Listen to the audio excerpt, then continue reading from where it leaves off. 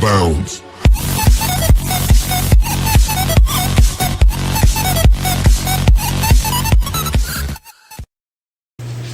E to E. No cat is a dog. So what do you think now is the converse? The convertent is no cat is a dog. What do you think now is the converse? Anybody? Yes. Yes. The one who I cannot see your hand kasi mag-click lang. Okay. Okay, no dog is a cat. Applying the rule. Okay, by applying the rule, don't change. Okay. Okay, simple conversion by applying the rules. We do not change the quality, right? We do not also change the quantity. Just look at the symbol E to E. Then what we did is to interchange the subject and the predicate. The subject in the converted is what? It's cat, right? Then what's the predicate of the converted? And then in the converse, the dog becomes now, and then the cat becomes now the predicate. Very good. Okay, how about eye to eye? Some houses are white. Okay, what is now the converse? Okay, some white things are houses. Ito yung sinasabi natin na this is allowed. Remember, this is allowed, pero invisible. Just like in mathematics, right? There is what we call an invisible number. Zero is an invisible number. In logic, of course, we knew already that logic is same is true with mathematics. In mathematics, we use numbers, but in logic, we use language. There is also what we call an invisible language. While it be true that things is not asserted in the converted, however, it is awkward in a sentence if we only say, some white are houses. That's why we have to put into an open and closed parenthesis. We could say, white materials, white objects, white things are acceptable. Okay? So that is eye to eye. Some houses is an I preposition. Some white things are houses. Now, we proceed to partial. Examples of partial. What is the converse when we say all men are mortals applying partial conversion? Okay, very good. To lead you, don't forget the symbol as mentioned. A, this one is A, and then we have some mortals are men or some mortal beings are men. And then no aliens are voters, therefore some voters are not aliens. Okay, some exercises. Give the converse of the following if they have. I'd like to call people. Give the converse of the converted given on screen.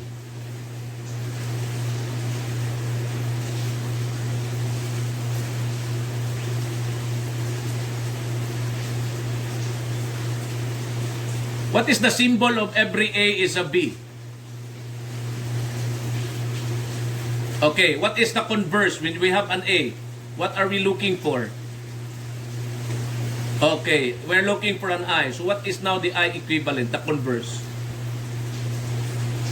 Okay, some B is an A. Thank you so much. Number 2.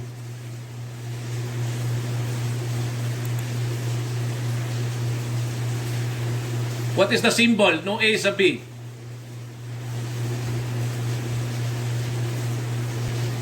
Okay, no B is an A.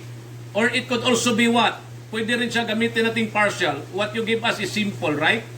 How about in partial? We're looking for what converse of the E preposition under partial.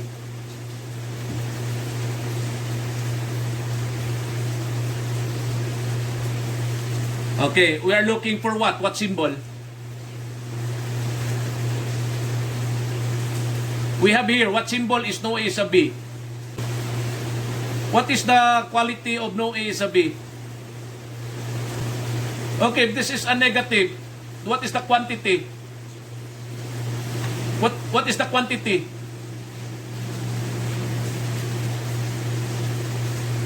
What is the quantity? Is it singular, universal, particular?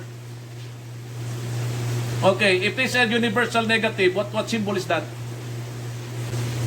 What if we are going to get the partial converse of no A is a B? What symbol are we looking for? Okay, what is now the converse? Is not an A. Okay, I'd like you to answer the third question again. You're correct. Some A is a B. What symbol is that? Remember, in the study of inference, the first rule is what? To identify, determine the symbol. You knew that already because we've been doing that under oppositional inference. Okay, some A is a B. I. What is the converse of some A is a B?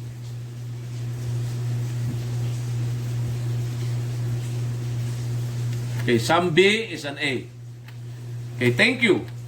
I'd like to continue with this one, a little bit complicated. Okay. Criticize the following examples. First, I'd like you to take note whether the propositions are A, E. Take note, ha? Take note, you read the instructions. People, please, ha? Whether the propositions are A, E, or I, or O. Then apply the rules for conversion. State whether the inference is valid or invalid. I take the first item and I'd like you to follow through. All men have free will is an A proposition. Therefore, all having free will are men is also an A proposition.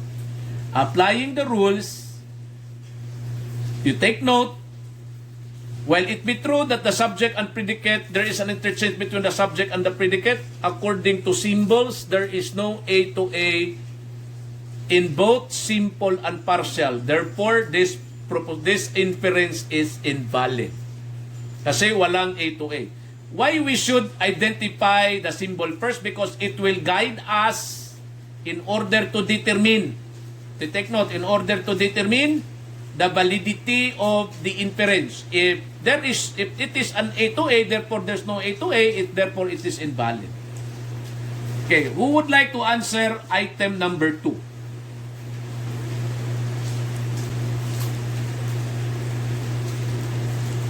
Anybody from the group?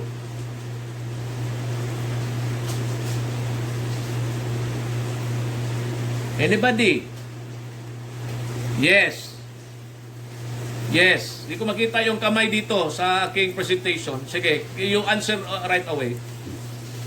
Sino nag-raise ng hand? Di ko kasi makita. I'm sorry, di ko makita in my Okay, the inference is invalid. Very good.